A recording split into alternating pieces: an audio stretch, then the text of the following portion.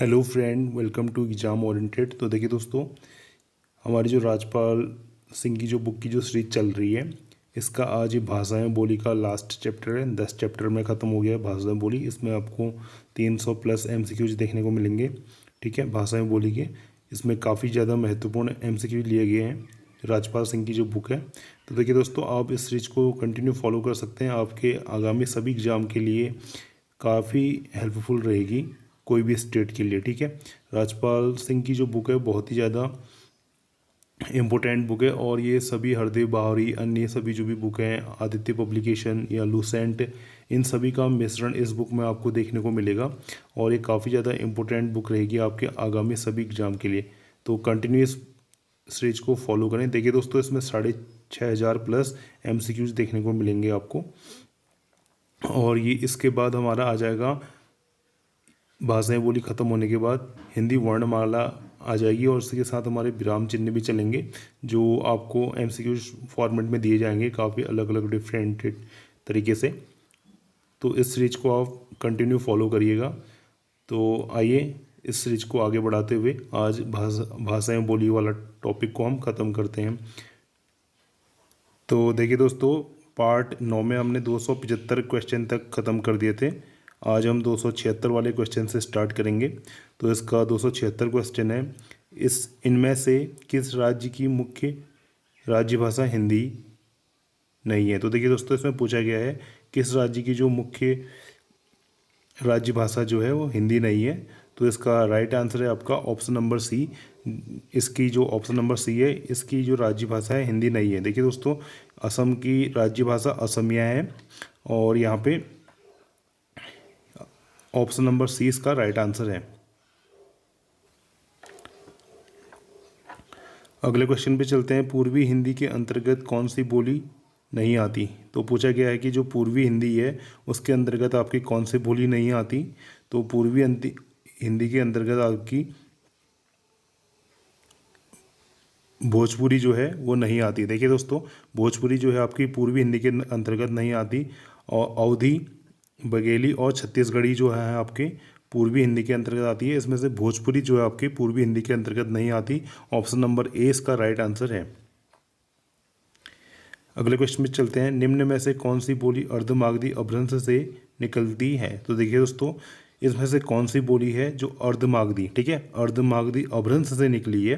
तो इसका right answer है आपका, तो ऑप्शन नंबर डी इसका बघेली जो है ये आपके अर्धमागधी अपभ्रंश से निकली है। और इसमें से देखिए दोस्तों, जो बघेली के साथ इसमें जो है छत्तीसगढ़ी और अवधी जो है ये भी आपकी अर्धमागधी अपभ्रंश से निकली है। ठीक है, ऊपर मैंने आपको बताया था। हिंदी निम्न में से किस भाषा परिवार की भाषा है। तो पूछा गया है कि हिंदी जो है इसमें से किस भाषा परिवार की भाषा है। तो इसका आपको राइट आंसर बताना है। तो हिंदी जो आपकी भरोपी परिवार की भाषा है। अगले क्वेश्चन पे चलते हैं। भारत में भाषा के आधार पर सर्वप्रथम किस राज्य का गठन किया गया। तो देखिए दोस्तों, भारत में भाषा के आधार पर सर्वप्रथम किस राज्य का गठन किया गया। तो काफ़ी इंपॉर्टेंट क्वेश्चन है। तो ये आंध्र प्रदेश राज्य का गठन किया गया। गठन कब किया गया इसका, 1 अक्टूबर, ठीक है, 1 अक्टूबर 1953 में इसका गठन किया गया आंध्र प्रदेश का। ऑप्शन नंबर सी इसका राइट आंसर होगा, 1 अक्टूबर 1953 में। इसकी डेट भी आप याद कर लीजिएगा, ये आपके GS के तौर पे भी क्वेश्चन देखने को मिलता है। ठीक है, क्वेश्चन है मागधी अपभ्रंश से संबंधित भाषा कौन सी है। तो इसमें पूछा गया है जो मागधी अपभ्रंश है इससे संबंधित भाषा कौन सी है। तो राइट आंसर इसका ऑप्शन नंबर बी है, बांग्ला जो है यह मागधी अपभ्रंश से संबंधित भाषा है। अगले क्वेश्चन पे चलते हैं। विकास की दृष्टि से अपभ्रंश की पूर्वकालीन अव्यवस्था का क्या नाम है। तो देखिए दोस्तों, विकास की दृष्टि से अपभ्रंश का पूर्वकालिक व्यवस्था का क्या नाम है। तो इसका राइट आंसर आपको बताना है। तो इसका राइट आंसर है ऑप्शन नंबर 20 का प्राकृतिक जो है विकास की दृष्टि से अपभ्रंश की पूर्वकालिक अव्यवस्था मानी जाती है। ठीक है, इनमें से कौन सी भाषा का विकास मागधी अपभ्रंश से हुआ है। तो पूछा गया है कि कौन सी इसमें से भाषा है। आपको 4 ऑप्शन दिए हैं, आपको बताना है इसमें कौन सी भाषा का विकास मागधी अपभ्रंश से हुआ है। तो देखिए दोस्तों, इसका सही आंसर है आपका मागधी अपभ्रंश से मगही भाषा का विकास हुआ है। ठीक है, ऑप्शन नंबर डी इसका राइट आंसर है। अगले क्वेश्चन में चलते हैं। अभ्रंश में कितने स्वर मौजूद हैं? तो देखिए दोस्तों, अभ्रंश भाषा जो है इसमें कितने स्वर मौजूद हैं आपके? तो ऑप्शन नंबर ए है इसमें 6 स्वर, ऑप्शन नंबर बी है इसमें 7, ऑप्शन नंबर सी है इसमें 8, ऑप्शन नंबर डी है इसमें इनमें से कोई नहीं। तो काफ़ी इंपॉर्टेंट क्वेश्चन बन सकता है। तो आप लोगों ने भी ये यूनिक क्वेश्चन देखा होगा, अभ्रंश में कितने स्वर मौजूद हैं। तो बताना है आपको कि अभ्रंश में कितने स्वर मौजूद हैं। तो ऑप्शन नंबर सी इसका राइट आंसर है। अभ्रंश में आपके 8 स्वर मौजूद हैं। आगे चलते हैं। भारत भारत में संवैधानिक रूप से हिंदी का क्या स्वरूप है? तो देखिए दोस्तों, भारत में संवैधानिक रूप से हिंदी का स्वरूप बताना है आपको। तो इसमें आपका हिंदी का स्वरूप है ऑप्शन नंबर सी, राज्य भाषा का स्वरूप है संवैधानिक रूप से हिंदी का। इनमें से कौन सी बोली राजस्थानी की बोली नहीं है? तो बताना है आपको कि कौन सी बोली जो है राजस्थानी की बोली नहीं है। देखिए दोस्तों, मारवी जो है मारवाड़ी जो है राजस्थानी की बोली है, मालवी जो है राजस्थानी की बोली है, मेवाती भी आपकी राजस्थानी की बोली है, बुंदेली जो है ये आपकी राजस्थानी की बोली नहीं है। ठीक है, बुंदेली आपकी पश्चिमी हिंदी के अंतर्गत आती है, ये यहाँ की बोली है आपकी। ठीक है, अगले क्वेश्चन पे चलते हैं। हिंदुस्तानी भाषा का स्वरूप क्या है? तो देखिए दोस्तों, हिंदुस्तानी जो भाषा है इसका स्वरूप बताना है आपको। तो ये भी आपको काफ़ी अच्छा क्वेश्चन देखने को मिल गया। हिंदुस्तानी भाषा का स्वरूप माना जाता है आपका हिंदी, उर्दू और मिश्रित। देखिए ऑप्शन नंबर डी इसका राइट आंसर होगा। हिंदी, उर्दू और मिश्रित जो है हिंदुस्तानी भाषा का स्वरूप माना गया है। अगले क्वेश्चन पे चलें।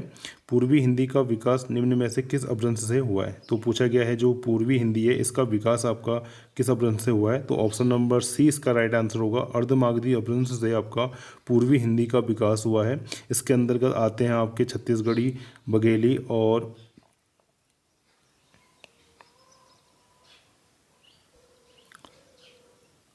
अवधी इसके अंतर्गत आते हैं। ठीक है, मैं आशा करता हूँ कि आप लोगों को ये सीरीज़ अच्छी लग रही होगी और आप इस सीरीज को अपने सभी यार दोस्तों को ज़्यादा से ज़्यादा शेयर करेंगे। अगले क्वेश्चन पे चलेंगे। निम्न में से कौन सी बोली का आकार बहुलता है? तो देखिए दोस्तों, इसमें से कौन सी भाषा बोली का आकार आपका बहुलता के आधार पर देखा गया है? तो ऑप्शन नंबर इसका सी इसका राइट आंसर है। कौरवी जो है इसका राइट आंसर है। इनमें से कौन सी बोली पश्चिमी हिंदी की बोली है? तो देखिए दोस्तों, आपको बताना है कि इसमें से कौन सी बोली जो है वो पश्चिमी हिंदी की बोली है। ऑप्शन नंबर डी इसका राइट आंसर है। इसमें कौरवी आपकी पश्चिमी हिंदी की बोली है, कन्नौजी आपकी पश्चिमी हिंदी के अंतर्गत आती है और ब्रिज भाषा भी आपके पश्चिमी हिंदी के अंतर्गत आती है। ऑप्शन नंबर डी इसका राइट आंसर है। अगले क्वेश्चन पे चलते हैं। ठीक है, तो अगले क्वेश्चन पे चलते हैं। पश्चिमी हिंदी का विकास किस अपभ्रंश में हुआ? तो देखिए दोस्तों, जो पश्चिमी हिंदी है इसका विकास आपका किस अपभ्रंश में हुआ है?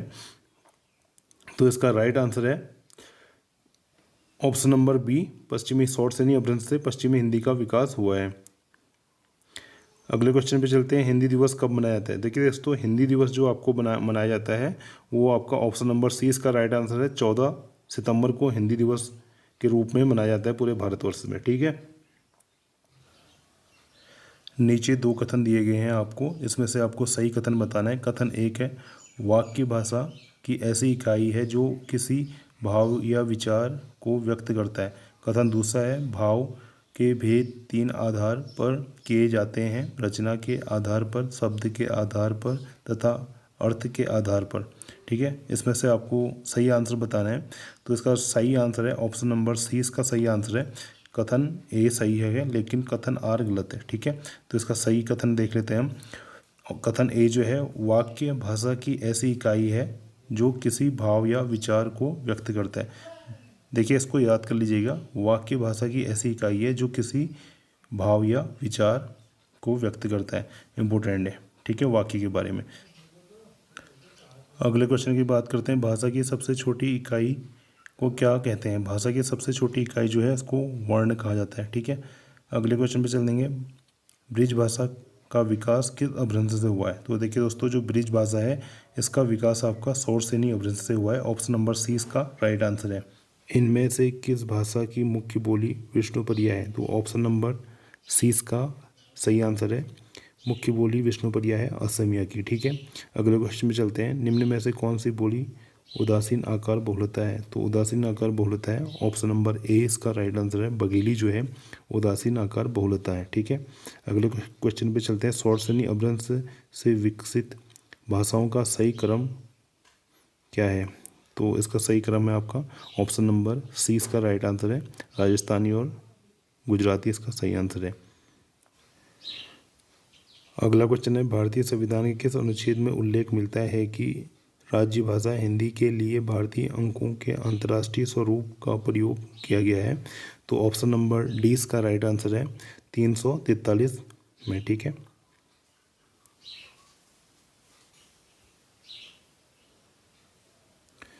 अगला क्वेश्चन है, भारतीय भाषा परिवार कहाँ स्थित है? भारतीय भाषा परिवार जो है आपकी कोलकाता में स्थित है। ऑप्शन नंबर इसका ए सही आंसर है। तीसरा विश्व हिंदी सम्मेलन कहाँ संपन्न हुआ?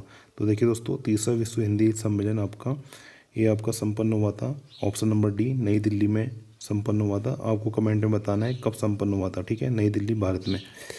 अगले क्वेश्चन पे चलते हैं। अंतर्राष्ट्रीय मातृभाषा दिवस कब मनाया गया? तो देखिए दोस्तों, अंतर्राष्ट्रीय जो मातृभाषा दिवस है आपका 21 फरवरी को मनाया जाता है अंतर्राष्ट्रीय मातृभाषा दिवस। अगले क्वेश्चन पे चलते हैं। भारत में हिंदी के विकास के लिए गठित केंद्रीय हिंदी समिति की अध्यक्षता कौन करता है? तो देखिए दोस्तों, भारत में हिंदी के विकास के लिए गठित केंद्रीय हिंदी समिति का अध्यक्ष होता है आपका, तो ये होता है भारत का प्रधानमंत्री इसका अध्यक्ष होता है।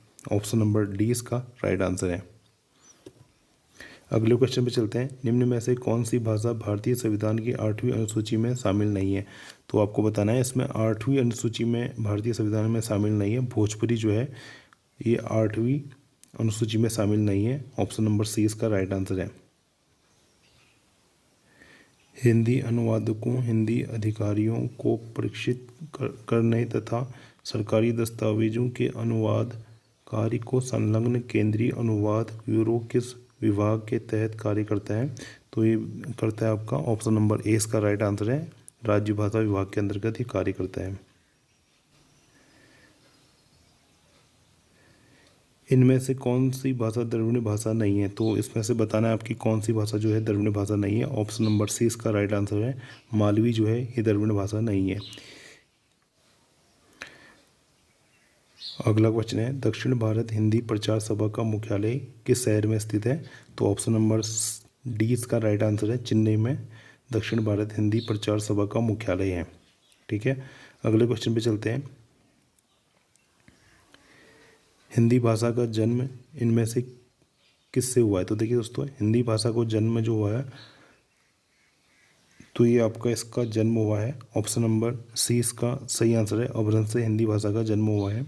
इनमें से हिंदुस्तानी भाषा का रूप कौन सा है? तो देखिए दोस्तों, हिंदी भाषा का स्वरूप माना जाता है इसमें, तो इसका ऑप्शन नंबर सी इसका राइट आंसर है।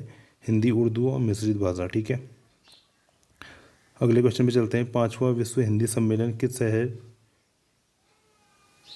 में या किस वर्ष संपन्न हुआ? तो 5वां विश्व हिंदी सम्मेलन आपका हुआ था ऑप्शन नंबर डी 1996 में स्पेन में वह संपन्न हुआ था।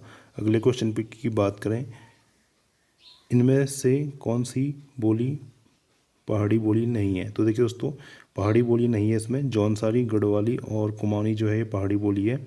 इसमें से ऑप्शन नंबर डी जो है मालवी जो है पहाड़ी बोली के अंतर्गत नहीं आता है।